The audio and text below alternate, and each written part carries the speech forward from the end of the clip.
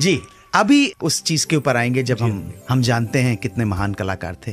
As a husband, as a father, as a grandfather ये सब चीजें किसी जगह नहीं मिलेंगी। एज ए फादर अनु भैया, मैं तो यही कहूंगा कि अगर मेरी इच्छा पूरी हुई और उस मालिक ने मेरी बात सुनी तो हर जन्म में मैं उनका बेटा बनूं।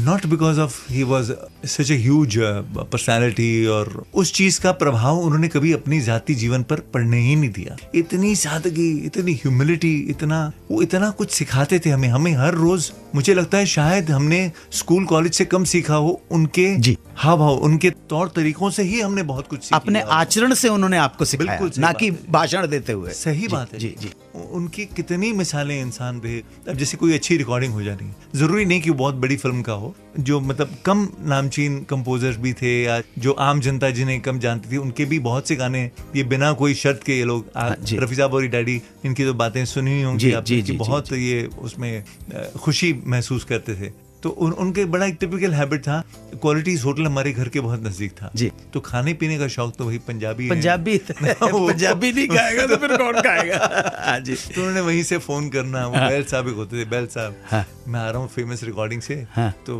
भैया वो एक बटर चिकन, एक कीमा मटर और नान अच्छे खासे बटर लगा तो बटर चिकन फेवरेट था अंकल का? हाँ जी, उनको बहुत पसंद था। अच्छा जी, क्वालिटी वाले का, क्वालिटीज होटल का।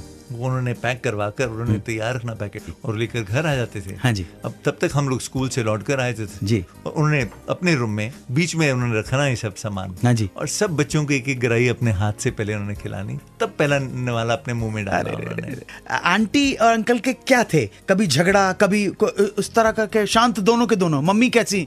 मम्मी ने तो जो मतलब बोलते ना आइडियल इंडियन वाइफ, वैसी मेरी मदर है।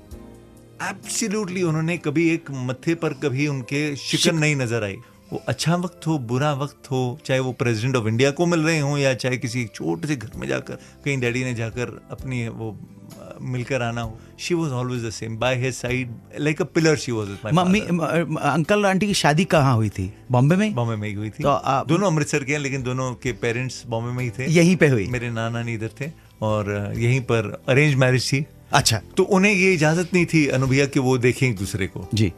शादी से पहले चोरी चोरी जब डैडी एक्टिंग किया करते थे स्टेज पर, पहले एक्टर थे वो। अरे ये एक सेकंड ये एक्टिंग वाली बात ब्रेक के बाद। मेरे मेहरबान दोस्तों, ऐसी अनसुनी बातें जो आज तक किसी इंटरनेट, किसी वेबसाइट पर, किसी किताब में नहीं मिली, वो बातें आज हम सुन रहे हैं हमारे भाई श्री रूहान कपूर से, क्योंकि हम श्रद्धांजलि दे रहे हैं महान कलाकार, महान इंसान महेंद्र कपूर जी को। श्रद्धांजलि का ये सिलसिला जारी रहेगा। आप सुनते रहे सुहाना सफर विद अनु कपूर, सिर्फ 92.7 बिग एफएम पर। 92.7 बिग एफएम पर आप सुन रहे हैं रेडियो का number 1 show Suhana suffer with Anu Kapoor.